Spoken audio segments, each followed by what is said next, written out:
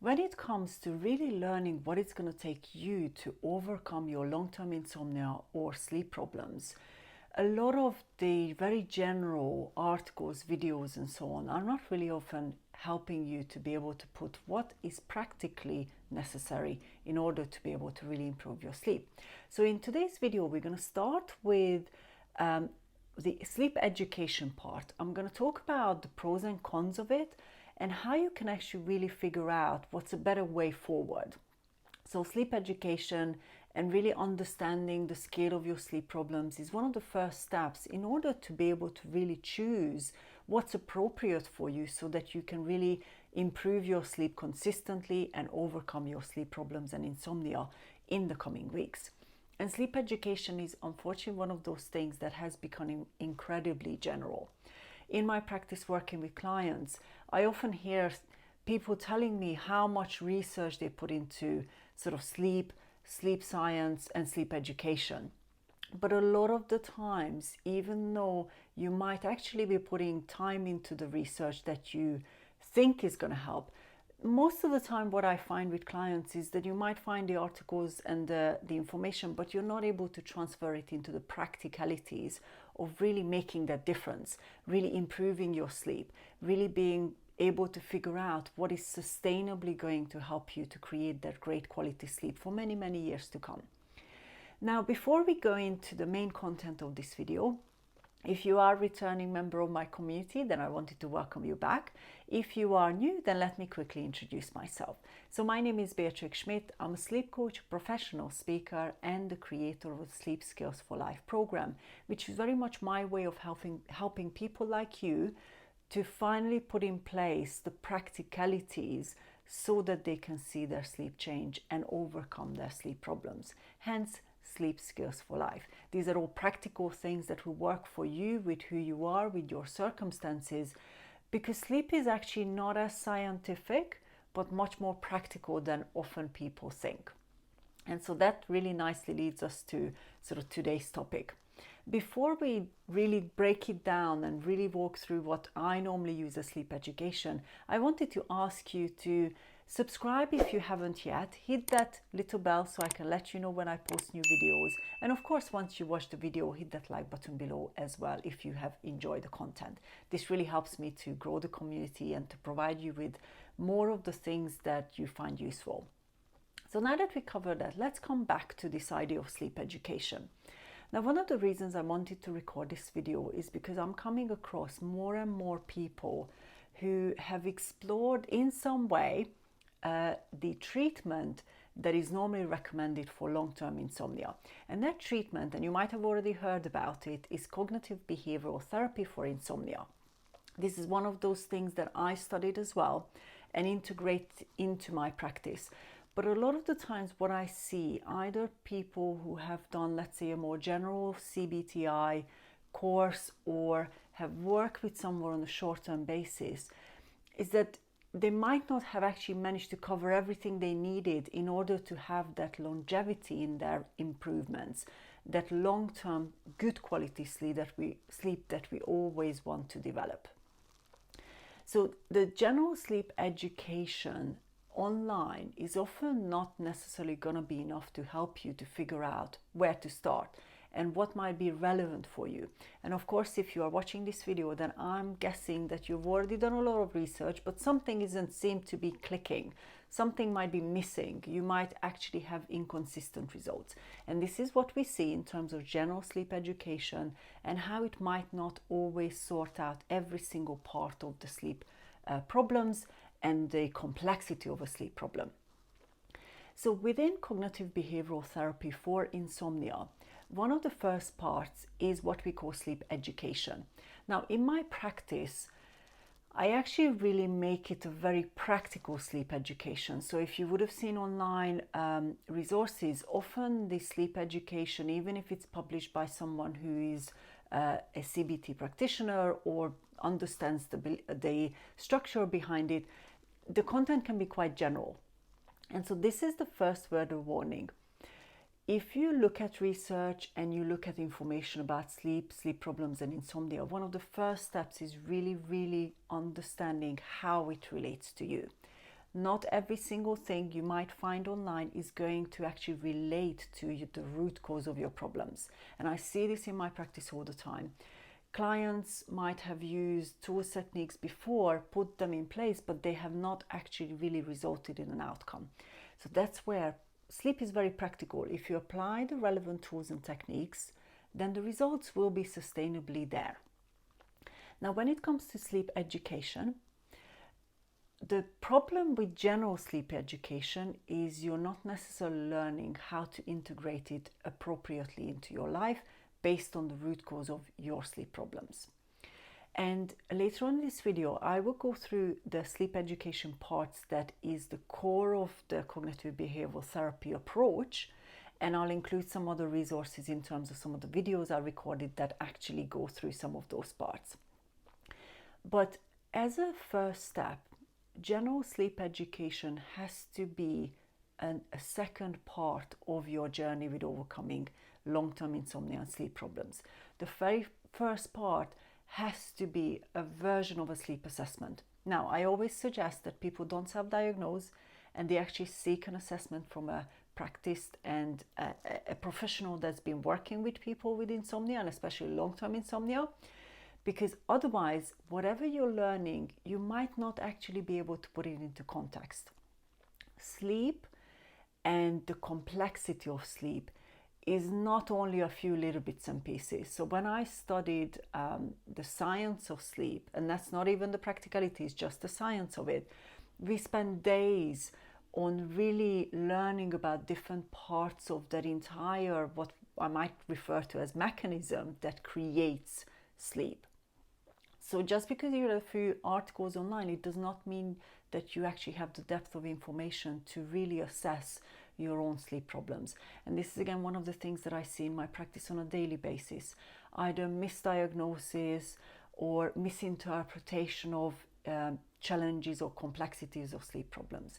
So the first thing I always say is please have an assessment, because without that assessment and understanding of the scale of the problem and the root cause of the problems, some of the sleep education pieces are not actually going to fit into that practical plan to really make a difference. The other part of sleep education is that I often say to people that it's better to look at practical things than pure scientific things. So a lot of the headlines over the years have been sort of referring to very similar research papers or research projects, but a lot of the times what I see when I talk to people about some of those misconceptions they have is that you're only reading a very superficial recap of, let's say, a research outcome. Scientific research is much more in depth. So when I look at research papers, I actually look at the dynamics of what they measured, how they measured, and so on. So just because you read a headline, it does not mean that it is relevant and appropriate for your sleep problems. And again, I see this all the time in my practice. Now that we covered those little bits and pieces, what I wanted to talk to you about next is what can be more of a practical way to really educate yourself about sleep. And this is again part of this cognitive behavioral therapy approach, where after an assessment, you actually would monitor your sleep and measure. Again, a warning here. A lot of the times people have started measuring their sleep through tracking through some devices. Now, I'm not against technology in that way. There is some great advances when it comes to sort of technology and sleep measurements and things like that. But often what I find with the current technology is that it's not integrating the practicalities. It only measures the very core of those dynamics. So what time you might fall asleep, what time you might wake up, how many times you might have woken up in the middle of the night. But what's incredibly helpful in your journey with overcoming insomnia and sleep problems is you look at what I call intelligence. If you know that your sleep dynamic work out a certain way, but you don't understand what might be the reason or what are the influencing factors for those things to happen, that you're not going to be able to really be in a good position to make that plan to overcome it. So what do I mean by that? Let's take someone's example, and this person might be waking up 2 or 3 times in the middle of the night. Now, your tracking device or the very core data will tell you that you have woken up 3 times, and maybe each time you were awake for half an hour or an hour or a combination of those things. Where we look at the intelligence is really understanding what either woken you up, what prevented you to be able to fall asleep easily again, so easily meaning normally around sort of a maximum of 15 minutes, and what actually helped you to be able to eventually fall asleep, even if, let's say, it took you 45 minutes to an hour. Now, if you don't capture those things, then you're not really going to know what is working and what isn't working for you in your situation. And this can vary from lots of different things, from physical things, emotional things, and mental things. There's a wide range of different things that can either prevent you or help you, or even just simply wake you up in the middle of the night. There is no one way of really sort of having these issues and how they present. There's lots of different combinations. And again, this is what I see in my practice all the time. That's why general advice does not always mean that it's applicable to your situation. So that intelligence is really what's going to start helping you to really understand what is already there that is helpful. Now, I know that if you're struggling, it's not sorted out your sleep problems, but something is helping, and pretty much every single client I've worked with, some things were already helping, but you might not have actually been able to influence that or really make it bigger so it can have a bigger impact. So this is how I look at in terms of measuring sleep in relation to sleep education. General sleep education without the assessment and the measurement is not going to be necessarily helpful. And this is again where I see clients who have really overeducated themselves about sleep, but they don't actually understand how their sleep works. What are these pros and cons, the positives and the negatives? And they will always be there, even if your sleep problems or insomnia is quite severe. There will always be some of those positive things that are there already. Now let's go through some of those parts of the sleep education that is recommended within the Cognitive Behavioural Therapy for Insomnia structure. Now again, when I work with clients, I actually only look at education that's relevant to the person. There's no point spending an hour, hour and a half in a general sleep education, because most of the clients that come to actually seek out my support as a sleep coach really just want to start improving their sleep. So whilst I cover sleep education, but I use it in a way that is practically helping the person to understand some of their sleep dynamics and what is going on within their complexity of sleep problems or insomnia. This first part is actually starts with a little bit of an understanding of how sleep stages are actually working. So I recorded a video on just that topic where I cover the different sleep stages and some of the things that you need to bear in mind that are more practical rather than just the science, so that it can actually give you a better, more practical sleep education. So go ahead and check that out.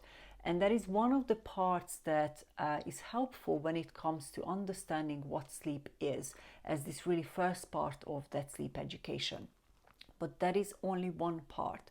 Again, what's important is, instead of a general idea of what sleep is you start to understand how that plays out for you, in what ways in your sleep problems. The second part of the sleep education within the cognitive behavioral therapy approach is this understanding of why we sleep. Again, when it comes to my practice, I don't spend too much time on it, because the reality of long-term and complex sleep problem is, just because you understand why we sleep, it does not actually help you decrease frustration or struggle in your sleep problems. We all know why we want to sleep well. That's because we want to be able to have the energy, we want to be able to function, we want to be able to be healthy. And there's many different things that actually covers this idea of why we sleep. But again, what I do in my practice is really looking at what is important for the person, rather than covering a long list of things of why we sleep, and some of them might actually not be relevant to the person. What's important is we understand that when the person wants to really improve their sleep, what is it that they want to get out of it, rather than just the general list. This is how I use this part of sleep education, and I found that this is actually more appropriate to the person, because if you've been struggling for with long-term insomnia or sleep problems, you know that just because you know why we need to sleep, it does not decrease the frustration and the confusion that you might have in why you're not actually be able to create that good quality sleep.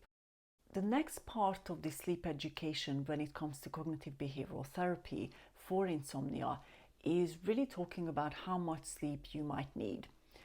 Now again, when I work with clients, I don't really focus too much on it at the very beginning of our work, because if you have very complex and long-term insomnia and sleep problems, just because we talk about how much sleep we think you need, it doesn't really help us to start working towards it. A number isn't really going to give us what we practically need. And again, I recorded a couple of videos over the years that I cover this idea of how you even figure out how much sleep you need. So I would suggest you go ahead and look at those so that you can really get a better understanding of how that relates to you and your personal situation. But again, one of the things I say here is just because you know how much sleep you think you need, it doesn't mean that you actually know what optimized sleep is.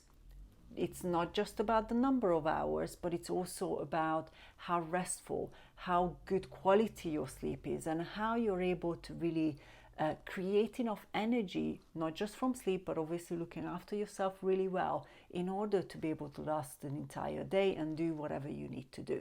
So amount of sleep is just one part of figuring out what really truly optimized sleep is and great quality sleep is. The next part of cognitive behavioral therapy for insomnia is very much focused on really talking about what insomnia is, what causes it, and so on. And again, what I find in my practice with that part of sleep education is that when I work with clients, they really just want to know what to do in order to improve it. So whilst we spend time on what insomnia is and what might have caused it, but I always focus that on the person's experience, because most of the time you don't necessarily want to know what generally speaking insomnia is. What you really want to know is what happened with you, why it might have started, and how you really can overcome it. So again, when it comes to general education, just because you know what insomnia is and what might have caused it, it does not necessarily enable you in a practical way to put the things in place to improve it. So this is again how I look at sleep education in more of a proactive and practical way to really help the person that I'm working with.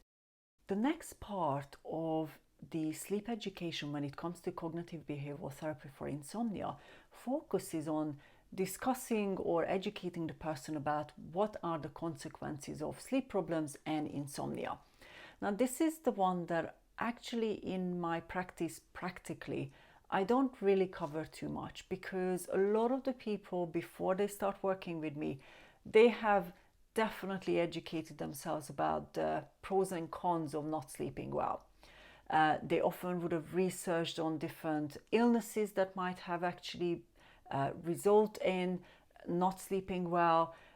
They would have researched on different things that they might actually suffer with if they don't sleep well. And a lot of the times it actually just increases what I would refer to as sleep nervousness or anxiousness. And this is something that in my practice I see quite a bit. Just because you know what the consequences are, it does not necessarily enable you to actually feel a bit more relaxed about doing what it takes to overcome it. Often it actually increases the worries, the tension, the concerns, the nervousness, the anxiousness about your current situation, especially if you have had long-term and quite complex insomnia and sleep problems. Just because you know the consequences, it doesn't mean that you can actually practically interpret them in order to help you really make progress. But of course, if you are interested in the consequences, then I would suggest you can just search online. I personally do not include that in my practice working with clients, because what I found is often it actually causes more problems rather than less. and I see this on a daily basis. But of course, it is part of cognitive behavioral therapy for insomnia. And the way I integrate it in my practice is I really look at what the person's actual situation is. What are the consequences that they see in their life since they started struggling? And that actually gives us a lot better clues of what some of the first steps that needs to be in order to help them to be in a better place. So instead of generally, we really look at what is showing up in their own life that are negative influences or negative consequences.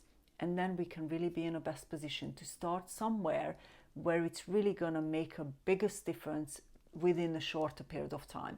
But of course, it's never overnight. That really enables us to build that plan to be able to really put the right things in place, again, as I mentioned earlier, based on the root cause of their problems. Then the last part of the sleep education when it comes to cognitive behavioral therapy for insomnia is all about discussing how to measure sleep.